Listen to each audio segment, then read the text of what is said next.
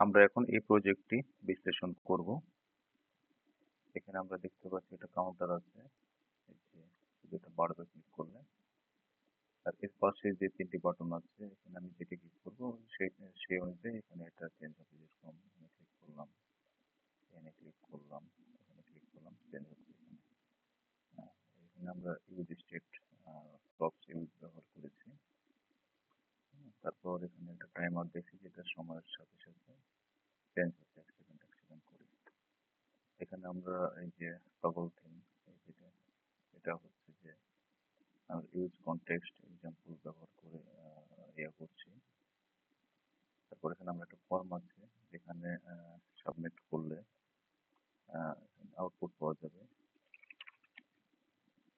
এখানে আমি যে পুরো নামটা চলে যাচ্ছে।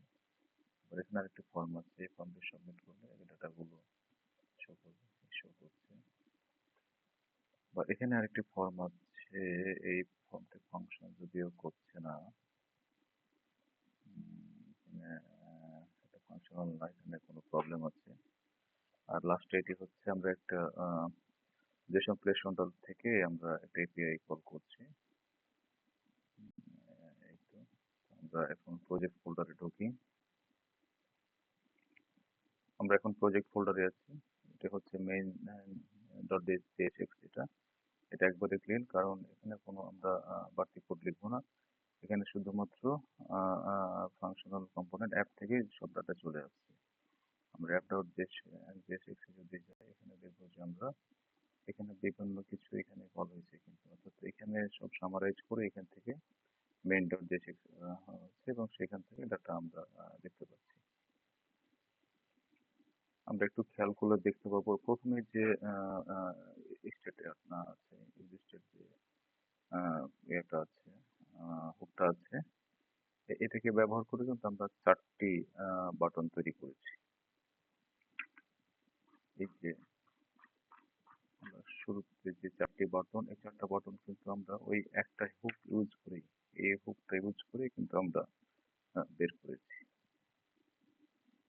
তো এটা ব্যবহার করে আমরা করছি, মানে প্রথমটা করছি যেখান থেকে নাম্বার ইনক্রিজ হচ্ছে, আর পরের 3টি বাটন হচ্ছে আমরা এখান থেকে ঠিক আছে। আর পরের হুকটি ব্যবহার করে আমরা কিন্তু ফর্ম করছি। এখানে আরো কিছু ফাংশনাল কম্পোনেন্ট আছে, যেরকম টাইমারের জন্য আমাদের একটি ফাংশনাল কম্পোনেন্ট করা আছে, যেটা আমরা দেখতে গেলে বুঝতে পারবো। যেখানে টাইমার, যে দেখতে পাচ্ছি টাইমার, এখানে আমরা এটার জন্য ইউজ স্টেট হুক এবং ইউজ ইফেক্ট, এই দুটো হুক আমরা ব্যবহার করেছি। তারপর হচ্ছে আমরা এখানে এটা ফাংশন দিলাম টাইমার, কাউন্টটাকে আপনার ইউজ স্টেট করলাম, স্টেট ভ্যারিয়েবল করলাম।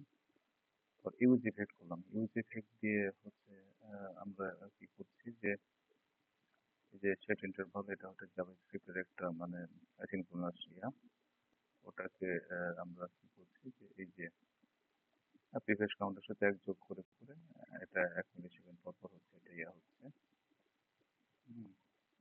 এবং এটা হচ্ছে শেষে আমরা এটাকে করলাম, ডিফল্ট এক্সপোর্ট করলাম, এক্সপোর্ট করে আমরা apps.jsx থেকে এটাকে হচ্ছে যে কল করছি। আবার যদি যাই আমরা কনটেক্সট অনে যদি যাই, আমরা এটা কনটেক্সট অনে যাই, এই কনটেক্সট অনের মাধ্যমে আমরা ওই ডিপটার হচ্ছে আমরা থিম সেট করছি। আমরা 3টে হুককে কল করলাম, ইউজ কনটেক্সট, ইউজ স্টেট এবং ক্রিয়েট কনটেক্সট। প্রথমে একটি কনটেক্সট ক্রিয়েট করলাম, কনস্ট্যান্ট থিম কনসেপ্ট এবং ক্রিয়েট কনটেক্সট এক্স। এরপরে আমরা কনটেক্সট অন দিয়ে আমরা কম্পোনেন্ট তৈরি করছি এবং এখান থেকে এই কোডটুকু হচ্ছে এটা। এরপর এখানে আমরা দেখেছি একটা আমাদের কম্পোনেন্ট ব্যবহার হয়েছে থিম টগলার। এই থিম টগলারটাকে আমরা নিচে আবার ডেসক্রাইব করছি এবং এখানে আমরা শুরুতে দেখেছি এখানে আমরা একটা করছি, এটাকে আমরা বলি কোয়ার্টার কর্নারি অপারেটর। এই যে এখানে এটা অথবা এটা থিমের সাথে হাইলাইট অথবা ডার্ক যে কোনো একটা হবে। তো টগলার মধ্যে আমরা এই জিনিসগুলো করছি যে সিএসএস স্টাইলটা কি হবে। এই যে ব্যাকগ্রাউন্ডের ক্ষেত্রে আমরা দেখাইছি যে এখানে লাইট হলে কি হবে, না হলে কি কালার থিমের ক্ষেত্রে প্রতিটা ক্ষেত্রে কিন্তু দুইটা করে অপশন দিয়ে দিয়েছি, font size, padding, border radius. তাহলে আমরা আরো অনেক কিছু এখানে ব্যবহার করতে পারি। এখানে আমরা পাস করছি থিম, টগল থিম। এরপরে দেখি এখানে যে ফর্ম আছে, ফর্মনটা যদি আমরা দেখি, এই যে ফোল্ডারের মধ্যে যে ফর্মন, এখানে যেহেতু আমরা হুক স্টেট হুকটা ইউজ স্টেট হুকটা ব্যবহার করবো, সেটাকে আমরা কল করে নিয়েছি। তারপরে হচ্ছে যে এই যে ফর্মন আমরা ফাংশনটা ডিক্লেয়ার করলাম এবং এটাকে এক্সপোর্ট করবো এখান থেকে। ফর্মনের মধ্যে প্রথমে একটা সেট ভ্যারিয়েবল দিয়ে করলাম, নেম একটা ফাঁকা, অর্থাৎ এটা কোনো কিছু থাকবে না।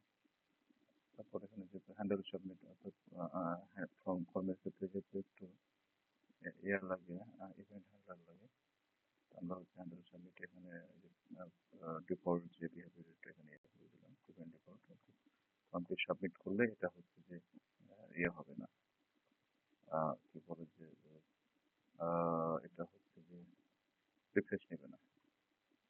তারপর এটা নাকি আমরা হচ্ছে যে করছি যে ইনপুট ফিল্ডে যা বসাবে, যখন সাবমিট করবে, সাবমিট বাটনে ক্লিক করবে, তখন হচ্ছে যে এই নেমটা ওখানে সেট হয়ে যাবে।